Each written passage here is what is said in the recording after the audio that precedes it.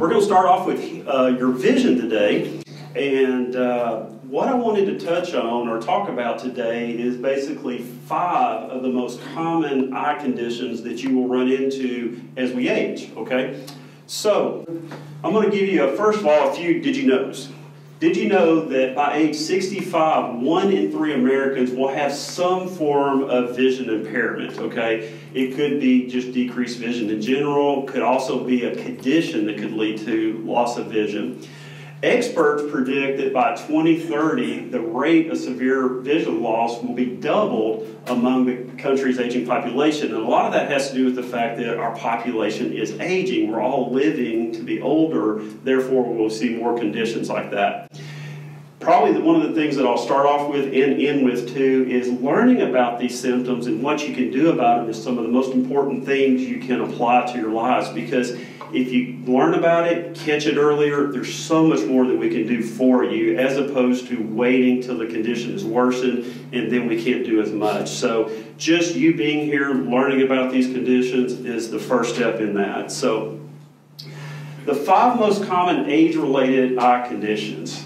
I'm going to list them and then we're going to go through them individually, okay? First one we'll talk about is dry eyes, one of the most common things we see. Second one is cataracts. Then glaucoma, macular degeneration, and then we're going to end with diabetic retinopathy, okay? So first of all, let's talk about dry eyes. Dry eye is a condition in which one of 2 things can basically be happening. One is we're either not producing enough tears or we're not producing a good quality tear, okay? Either one of those can lead to dry eyes. Tears are very necessary in maintaining ocular health and also vision, okay? Your tear film on the front surface of your eye is as important as the glasses that you wear. You can have the best glasses in the world, but if you don't have a good tear film, you're not going to see well. So it's very important. And it is a very common and often chronic problem in our older population. And here are some of the common reasons that you can have dry eye. The first one here is, of course, aging. As we age, we produce less tears and a less quality tear, so that will cause dry eye. Gender. Females are more likely to develop dry eyes compared to males. And a lot of that has to do with some hormonal changes and things that females may experience compared to males. Another one is medications. There's so many medications out there that we take that you don't realize that a side effect of that is dry eye. One of the most common ones we see here in East Tennessee are, I'll list it up there, as antihistamines. Everybody here has allergy problems. What's the first thing we do? We take an antihistamine. That dries the eyes out. Guess what? That makes allergies worse for the eyes. Medical conditions. People have rheumatoid arthritis, diabetes, thyroid problems. People are more likely to have dry eyes. And environmental. Again, we live in East Tennessee, one of the worst allergy places in the United States, and that will actually cause more of a dry eye situation. So how do we treat dry eyes? First thing we can do is just a good artificial tear. If you have a mild to moderate dry eye, sometimes just a very good quality tear will help with that. We're going to talk a little bit more specific about that. Conserving tears. There are actually some procedures that we can do to conserve your tears. There's a procedure called puntal plugs that will actually block the tear flow rate and keep the tears on your eyes. So there are things we can do, and that can be done right in the office. Increased tear production. There are some medications, you may have seen these advertised on TV, Restasis, Xiidra. Those are medications that we can give you that can actually help you to produce more tears on your eyes. Also, it says there the omega-3 fatty acids, that can be a nutritional supplement that you can take to also help produce more tears. And also treating contributing factors like eyelid inflammation, blepharitis, things like that. Sometimes we have to treat that first and then see how the tears perform and then also supplement with tears. Now, we've all walked into the stores and we see this, okay? Very, very confusing. You don't know what to pick. One thing I will say is nowadays, I saw something on the news this morning about an over-the-counter eye medication that they're recalling. Back a few months ago, you may have heard of artificial tears that got recalled. The most important thing I can stress to everyone today is go with a branded tier, okay? I do, not to pick on them or anything, but I do not like generic tiers. I do not like store-branded tiers, okay? Those are the ones that got recalled, and they're not as regulated as some of our branded tiers are, okay? So I usually recommend going with a branded tier, and if you really want to get the best tier, go preservative-free. Those are the most gentle on your eyes, okay? Let's talk about glaucoma for a minute. Now, glaucoma occurs when the pressure is too high inside the eye. We're producing too much fluid, and that is actually doing damage to the nerve, okay? The scary thing about glaucoma is there's no early symptoms for it. We call it the silent stealer of sight because you don't know you have it early on. And it is one of the contributing factors to blindness in the United States. And if left untreated, it affects your peripheral vision. So people with advanced glaucoma may only have tunnel vision. In other words, they can only see right in front of them. They have no side vision. This is a little picture here of the inside of the eye. On the left side, you see a normal eye. On the right side, it's demonstrating the pressure that is pushing on the nerve in back of the eye. So this is where glaucoma has its damage, is right here on the nerve from the pressure being produced here. Treatment for glaucoma, we do start off a lot of times with eye drops to lower the eye pressure. There are some oral medications, we don't use those as much. Ocular laser surgeries to open up the drainage channels in your eyes to reduce pressure. And then there are ocular surgeries that will actually help reduce the pressure.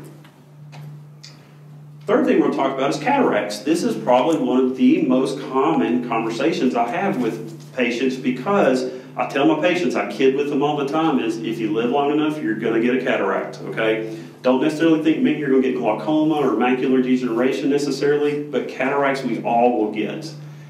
A cataract is a clouding of the eye inside, the lens inside the eye that is normally nice and clear. We're born with a very clear lens, but as we age, it gets cloudy. If a cataract worsens and begins to severely affect vision, then surgery is the way we correct this. People with cataracts often complain about lots of things. It could be just blurry vision. It could be halo starburst around lights at nighttime. It could be just fuzzy vision in general, sometimes even a little bit of double vision. Surgery is the only way to correct vision loss caused by cataracts, and I'll show you some examples of that. Also, people who smoke don't protect their eyes from UV sunlight. They are more likely to develop cataracts, possibly even at a younger age. This is what a cataract is. Now again, inside the eye, this is the nice clear lens right here, okay? When you get a cataract, this is what clouds up, this internal lens. And you can see in this example, when light comes in, it scatters all over the place. That's why you have light sensitivity issues a lot of times with cataracts. This is a dilated eye, but you can see the cloudy lens right here. That is the cataract. A lot of people think you can see cataracts on the outside of the eye. They're not. They're on the inside of the eye.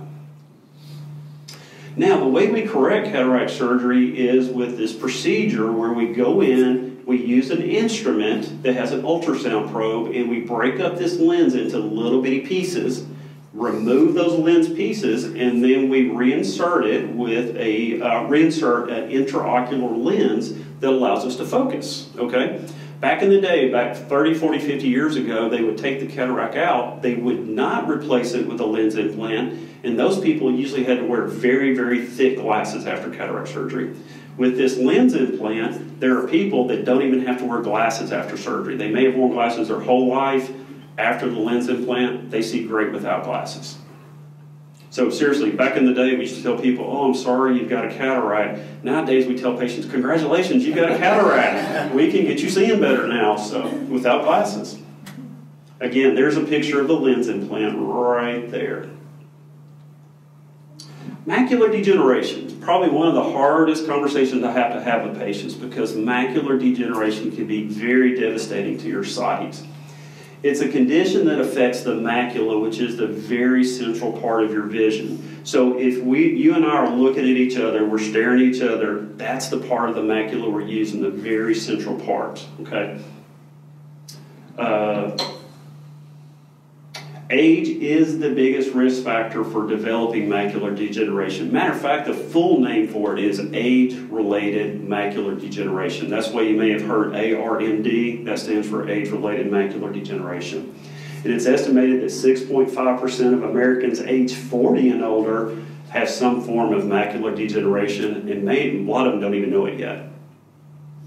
Family history, race, high blood pressure, smoking, those are other risk factors. If you have high blood pressure and diabetes, you're at a higher risk for macular degeneration because it affects the small blood vessels. It's considered to be a very difficult disease to treat, but there are some new treatments that can help slow its progression. You may have seen recently on TV, Henry Winkler is a spokesperson for this, and because he's talking about geographic atrophy, which is a form of macular degeneration, and there are new treatments coming out all the time. So that's exciting to see that. People with macular degeneration can be treated with laser surgery. Not done as much now, okay? It used to be our only form of treatment. It is only done under rare circumstances because we have much better medication for it now. And sometimes if you do have vision loss, we do sometimes use low vision devices to help improve your quality of life. Now, macular degeneration, again, my top picture is a normal, healthy retina. This is your macula right here, that central part. This is a picture of wet macular degeneration. If this was a three-dimensional picture, that would almost look like a blister. It would be elevated coming out toward us. That is the fluid that's underneath the macula that's distorting it. The other picture over here, this is dry macular degeneration. You have deposits in the macula area that again distort your vision. So this is what somebody's vision may be like that has macular degeneration. On the left-hand side, that's what you normally should see with a healthy eye. On the other side, you see the little distorted area above the dot? That's what macular degeneration can look like as it is developing. It could be a small area like that. It could also be a very big area. Again, you can see how it affects the central vision, okay? At that picture over on the right, you can't look around that. Every place you would move your eye, it would follow you, so you can't get away from it. Diabetic retinopathy, let's talk about it. Patients that have diabetes are susceptible to retinopathy. It is the leading cause of new blindness in patients aged 20 to 75. Diabetes causes abnormal changes in the blood vessels inside the eyes, causing them to become very delicate, leaky, and that's not a good thing for the blood vessels. You want them to be very strong. You don't want them leaking. The new blood vessels tend to break and bleed, and as they heal, it will scar. And again, when you're dealing with the retina, you don't want the retina to be scarred because that affects your vision. Diabetic retinopathy can occur with type 1 and type 2 diabetes. People with diabetes are 25 times more likely to become blind than are people without. Between 40 to 45% of all people with diabetes will develop some degree of diabetic eye disease. This is a couple of examples. Again, I've got a normal retina on the left. On the right, you can see there's several examples here of hemorrhaging, exudates. You can have little aneurysms by the blood vessels. Here's an actual picture. This is someone's eye, and you can see inside the little hemorrhages right here, right here. These are all part of diabetic retinopathy. These are where these blood vessels have actually leaked into the eye. This is a graphic representation. Again, you have little hemorrhages. You can also have these abnormal blood vessels. We have a big fancy word for this. It's called neovascularization, but basically it's where the retina is not getting enough oxygen, so it tries to produce more blood vessels to bring more oxygen, but these blood vessels are not good blood vessels. They tend to leak very easily. And there's a couple more examples. There's the neovascularization just in the retina, and the other picture is one that's right on the optic nerve, which is, again, not good. And Unfortunately, this is very advanced retinopathy in someone's eye. All right. Again, this is the way, we talked about glaucoma affecting the peripheral vision. We talked about macular degeneration having the central vision. Diabetes can affect any part of the vision, okay? It could be very central. It could be in the periphery. There's no one certain location diabetic retinopathy can affect you. This picture that's on the left, the vision with diabetic retinopathy, don't think of those as floaters. Some people see this picture and go, oh, I have those. They float around. No, no, no, no. Visual floaters are different. These, again, would be very fixed with your vision. These are not going to be floating around. All right. So I've got a couple take-home points. Number one, most age-related eye conditions must be detected and treated early to prevent lasting damage. Again, if you've got great vision, if you have 20/20 vision, that is fantastic. I'm tickled to death to be able to tell you that. Does not mean you can't come in for you don't need to come in for eye exams. Okay, you still need to come in to have these health issues checked to make sure there's no signs of these. A comprehensive eye exam with dilation is recommended every year or sooner for our senior patients, and it depends on the patient's age or unique risk factors. You may be checked even earlier than every year. It could be every 6 months. Many of these eye conditions have no obvious symptoms in the early stage, like we talked about earlier with glaucoma. And definitely, if anyone is ever experiencing, your loved one is experiencing any kind of vision changes, please don't tell yourself, well, let's just give it a week or two and let's see if it'll go away. No, that's the worst thing you can do. If you have a vision change, get in with your eye doctor immediately, have it checked.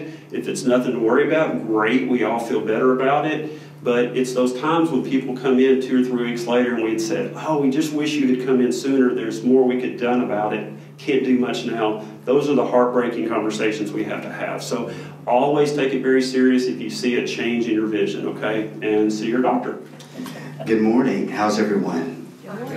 Good, good, good. I was sitting as you were going through, Dr. Spicer, and I was going, well, there's so many similarities in what we were going to share and communicate. But let me start off by saying there is no way in 20 minutes, as I'm sure Dr. Spicer would agree, that we can really give you a full deep dive into everything about hearing aids and understanding and cognition and those kind of things. This is just a high-level process to give you some information to maybe guide your questions that you have that may be specifically related to things that you're experiencing.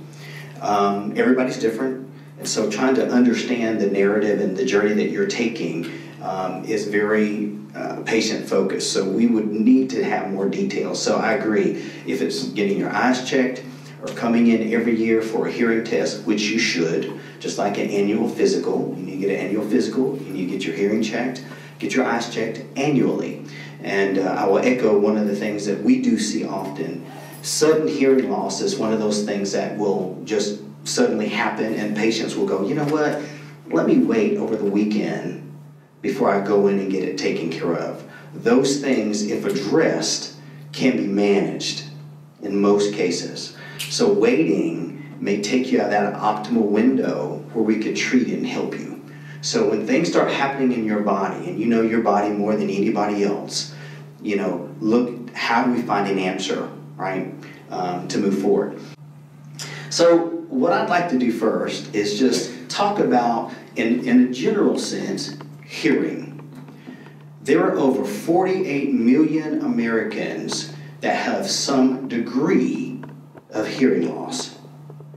Now, those words, what I need you to listen for is degree of hearing loss. You can have a mild degree of hearing loss. You can have a moderate degree of hearing loss. You can have a profound degree of hearing loss. Okay? So there's a lot of variety in there. But the one thing about hearing loss is it's invisible. Can anybody tell me, looking at this picture, who do you think has hearing loss? The guy with the blue shirt. Generally, they start with the one with the gray hair. Okay? But age is not gender specific. It is not race specific. It is not age specific. We can identify newborns 24 hours old if they have a hearing loss. Okay? And that's really important because we learn from what we hear. And if you don't hear it, you can't emulate it, you can't repeat it. Right? And it throws off all of the academic achievements. They're harder at learning to read. Their speech is poor. There's a lot of things and challenges that you can face. So we need to address that early, right? But it could be this person right here that has a hearing loss. So how do we tell if someone has a hearing loss? Other than doing a test, there are some warning signs that are good indication that you or a family member or a friend may have hearing loss. So, you know, if you're around people and they give you any of these indicators, you may want to recommend them to have their hearing tested. Okay, the first one, if this is the way you communicate to your family, your loved ones, and your friends, this is an easy indicator that you or your loved ones have some degree of hearing loss. Okay? I wish it was that easy. It's not. One of the most common things we hear is, I hear, but I don't understand. I know someone's talking, but their words sound muffled or unclear. Right? That's a warning sign that you or a family member may have some degree of hearing loss. Okay? Now, before I go any further, let me ask this question.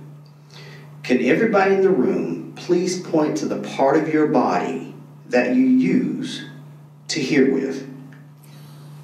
Go ahead. Okay. Most people, well, we got a few. So when we think of hearing, and we do a lot of these events nationwide, and you're in the general population, when we talk about hearing, people point to their ears. Talk about what you used to smell with, people point to what? Their nose, right? Where you process the sounds happen here. Okay? The problem is, if you have a hearing loss, it means that your inner ear is unable to efficiently capture the sounds around you and get it to here, which is where you process. Okay? And the thing about the brain is, if the brain doesn't get an input, it assumes it doesn't exist. So if your ears aren't working efficiently enough to capture sound, it can't get it to hear. And the brain is a muscle. It's really good at being efficient and resourceful. So if it doesn't get the input, those areas of the brain that are responsible for processing speech start to atrophy. And it's not that your brain can't process an S or a T or a V. It's that it's not getting the input. Because we have patients come in that can't hear thunder. Okay? And we work with them. We figure out what's the best solution. And we put devices on them. And in 5 minutes, they go, oh my God, I can hear myself breathing. I can hear my clothes. Can you hear my clothes moving? I can hear the air conditioning, right? I haven't had anybody go, I hear dead people yet, but I'm waiting. And it's not for the lack of 5 minutes ago not being able to hear. They didn't have access to the sound to hear, okay? So it's our goal to try to get as much of that sound efficiently to your brain and let your brain do the work. So when you don't pick up those sounds, speech sounds, instead of sounding like this, I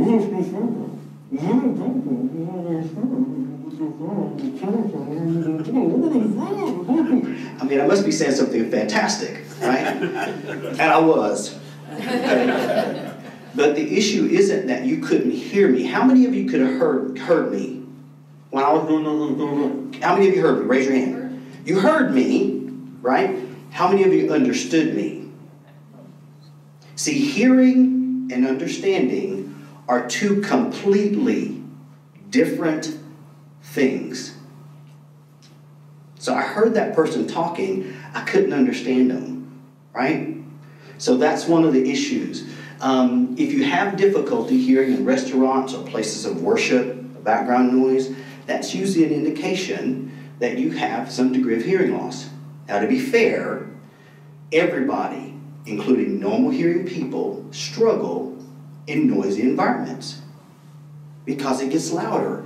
If my wife and I went to dinner and it was just us in the restaurant talking, we could hear each other without even having to raise our voice. But now you add 5 other couples that now come into the restaurant, and now they turn on music. We're all competing to hear each other over the other conversations and the music in the background and the ice in the bar and all those other kind of things. So our voices get louder and louder and louder, and it's more difficult to communicate. So all of us do. But if your ears, again, aren't working as efficiently to capture the sound, it means you're working harder. And when you start working harder, here's the number one indication. If you ask people to repeat, what'd you say? Pardon me? I beg your pardon? Right? Please don't guess, which happens. I asked them what time it was. They go, oh, I'm fine. How are you? Because then they think you need to be doing another examination other than hearing. Right? But you ask people to repeat. If you tell me that you need your glasses and you always hear better when you're wearing your glasses, that's a warning sign that your ears probably aren't doing what they need to do. Now, what's interesting is that the data that we now have from COVID showed us that without having access from our vision, it can impact how well we communicate, particularly if you have a hearing loss. Because for the first time that I know of, the world started wearing masks. And now patients were coming into the clinic going, oh my God, I can't hear. I'm missing everything. I mean, I can't understand my pharmacist. I can't understand at church. I can't understand when we go to get groceries. I mean, if they could just move that mask off of their face, I always hear better if I can see their face. Okay? Now, the reason that happens is because when you stop hearing, your brain tries to help you understand. So it recruits your eyes to fill in the blank. So if someone says, if I can see your face, I hear better, it's usually a warning sign that they've got some degree of hearing loss. Okay? If your neighbors, friends, or family can tell who's winning on Jeopardy and they live 4 miles down the street from your house with the doors closed and the windows shut, it's probably an indication that you got a hearing loss. Okay? So once we see these warning signs, usually we recommend you come in, do an evaluation. Let's kind of see where you are. If you feel that everybody mumbles, if they would just open their mouth and talk, they sound like they have a mouthful of grits or marbles, right? And if people, in all fairness, some people do not articulate and communicate well. They like to talk to their shoes instead of you. Oh, how are you doing this morning? Oh, I'm fine. Yeah, good to see you. Yeah, and they can't get your face, or they talk away from you, right? You need those cues to help you hear and understand, okay? So not everybody speaks it clearly. Now, all young people, I can say that because I'm over 50 now, all young people, including my children, talk very, very fast. And once they start talking fast, all those words just jumble together, okay? You cannot control that. You can have perfect hearing and somebody talk fast and you miss it. It has nothing to do with you or your ears. It has to do with how they communicate. Now, you cannot tell your wife, if you're here with her or your husband, do not look at them, because we'll know that you need to stop talking fast. You need to look at me, right? Just know that there are other things that we need to assess first to determine where you are in your listening journey. Some indicators for hearing loss and aging. Number one, life expectancy in the world, really, but in the United States, has doubled. They're suspecting that in 100 years, we're going to be living twice as long because of medicine, and the interaction of those things is just making us live longer. 10,000 people will turn 65 every day for the next decade. We're living longer, which means ailments can be more challenging for us. 2/3 of people age 70 and older have some degree, which is important, of hearing loss. Older adults with hearing loss have a 24% higher risk of cognitive impairment because you are not getting the information into your brain for it to use it. Now, my wife and I love talking about cognition. It's the new catchphrase of everything. Where are you cognitively? Can you function? And are you answering questions appropriately? And how do we assess that? You can, and it's not caused by hearing loss per se. It is a comorbidity. And what we mean by that, there are several other factors. High blood pressure, diabetes, hearing loss, all those things add together and can impact the way our brain works. Okay? But from a cognitive standpoint, when you don't get the input into the brain, those areas, particularly for speech, start to shrink. The longer you don't do some type of intervention, the worse it gets. So identifying and interacting and getting something moving quickly is very, very important. Okay, so understanding that. Isolation from hearing loss has potential to be related to cognitive function. Again, this came with some of the studies that we saw over COVID. We were all isolated, right? There are studies in London, there are studies here that showed when we are isolated from each other as people, our health drops. We saw an increase in heart issues, cognitive decline, frailty, and several others during COVID because we could not react with each other, right? So that social isolation is not good for us. Neither is sound isolation because it isolates you from being active in life, participating, going to that restaurant that you used to go to. Well, I don't hear there because it's really loud, so I just stopped going, right? Or interacting with your family. All of those things impact your health. So we want to minimize, just the social isolation and sound isolation. We need to get that input. It keeps our brain, which is like a muscle, healthy. Okay? And just a very mild hearing loss, we've seen a decline in cognitive function because your brain is not getting the input that it needs to process. So we can see that being impacted over time. So just, again, some warning signs. There's a lot of studies looking at social isolation and sound isolation from Johns Hopkins, some of the other researchers. I'm trying to look for House Ear Institute, which I did get to go there and speak to 150 physicians about music and the brain. Now, this is not a music and the brain talk, but we talked about how music can impact the way your brain works and help manage tinnitus or tinnitus in a very unique way that we did not know before.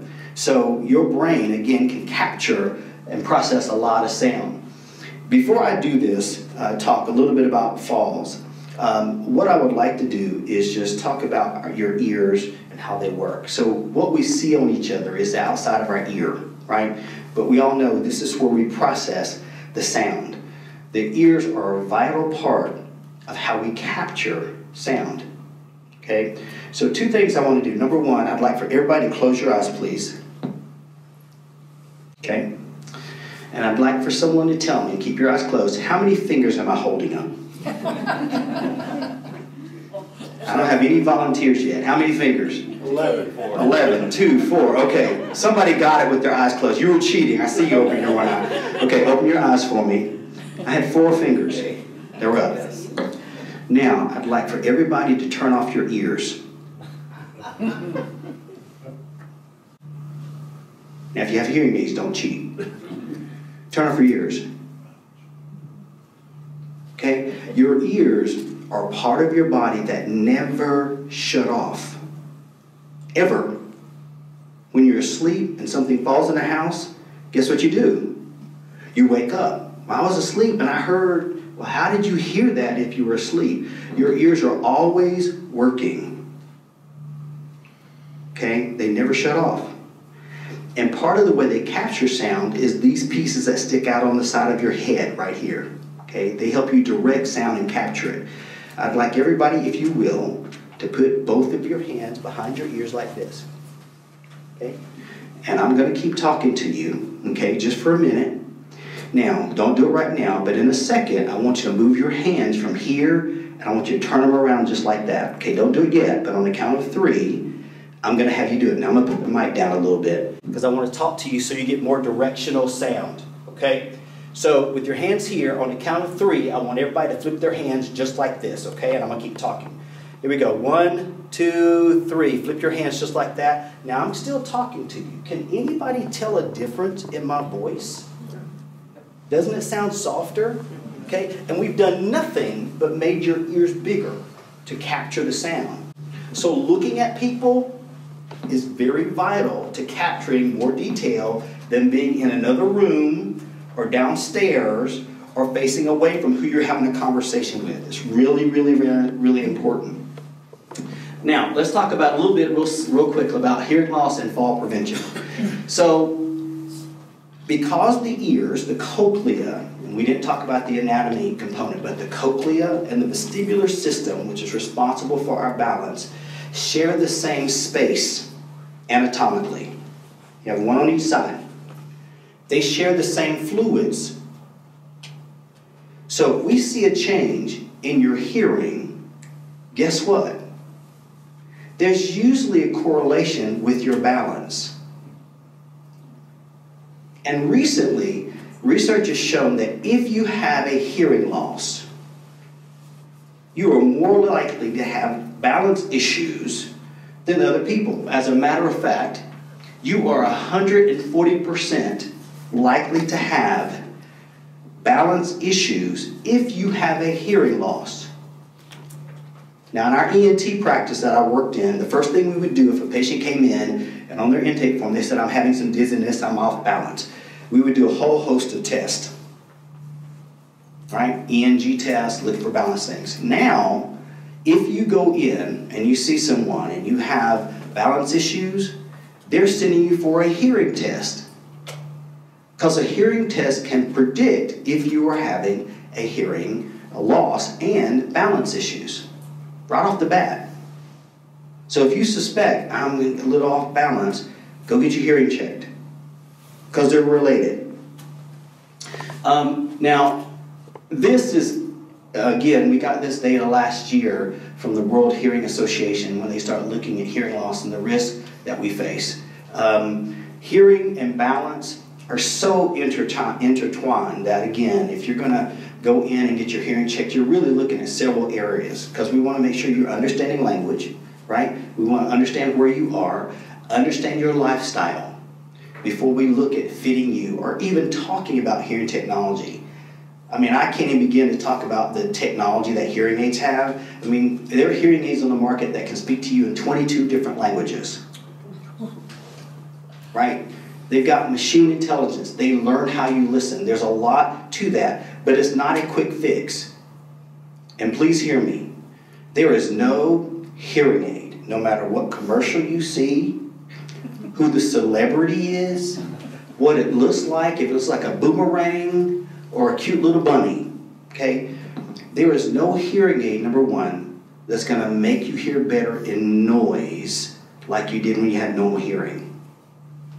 It is a brain issue, okay?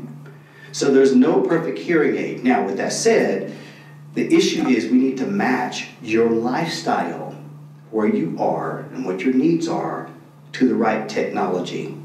And sometimes that's not the most expensive hearing aids on the planet.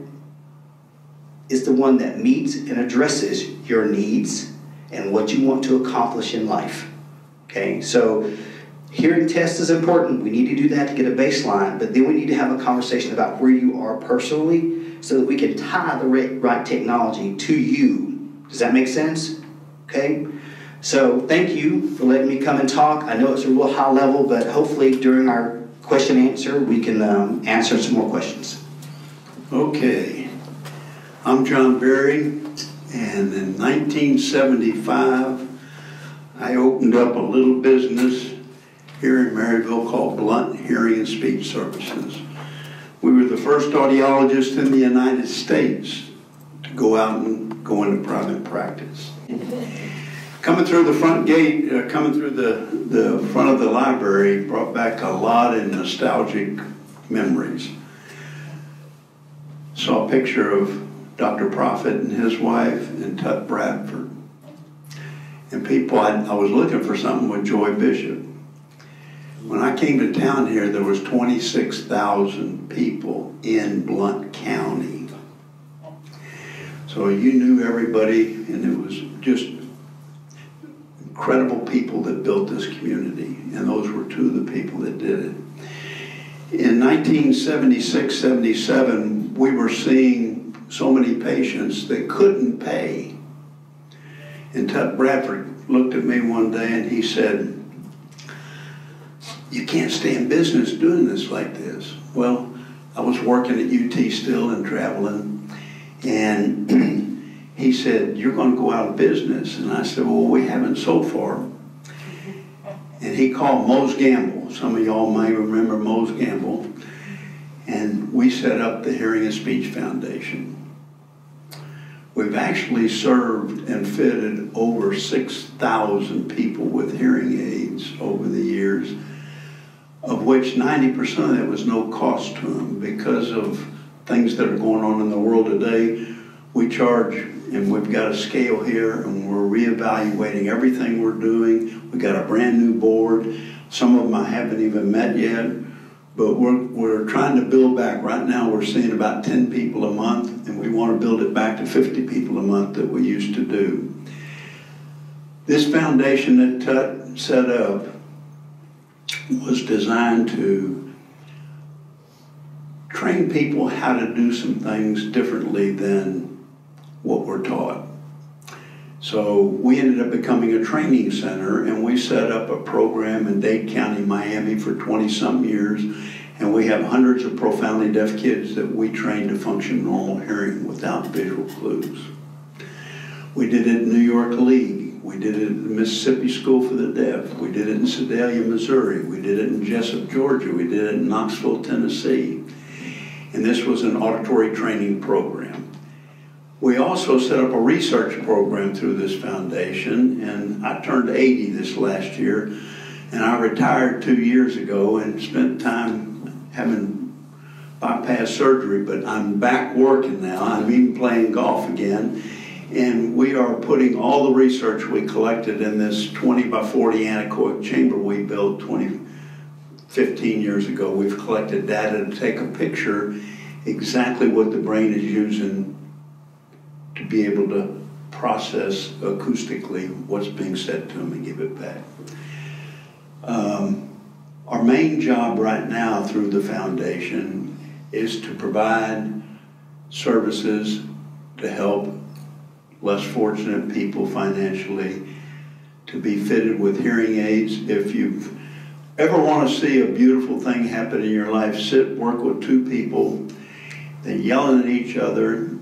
They've given up on communicating, and you put hearing aids on them, and they sit there. And of course, none of it was their problem. She's talking clear, or he's talking clear. But it's very rewarding to watch how we stay in communication, because all of this is about communication. And it's on a level that we can't even think about, as far as brain adaptation, perception, cognitive. These new people are calling it cognitive. We used to just call it perception, you know. But and you know, these new fancy people got all these slides and stuff, and I just sit up there and talk. This is the greatest community I've ever lived in. And the amount of foundations that are here to help people are unbelievable. But more importantly than that, look what our United Way raises. I mean, there's no small town in the country that raises this kind of money. Look at how we provide support in this community over the 40 years this foundation's been in effect. has donated. Patients just come and say, what do you do? We've never gone out and knocked the door for the money. Have donated over $5 million to help indigent people do research and training in this community. Well, if you divide the 40 into 5 million, you're talking about running something on less than $200,000 a year. So we are in the business to try and figure out how to provide more services. John Hinkle is the director of our foundation, and he is working very strongly to come up with new guidelines that help provide people whom are less fortunate financially to where we can serve more people. I think we're ready to go out and connect with the community and all the agencies in the community. And if you know anybody that just doesn't hear and is very limited on their funds, the cards are back in the back. Please send them to us, and I'm going to wind it up right there.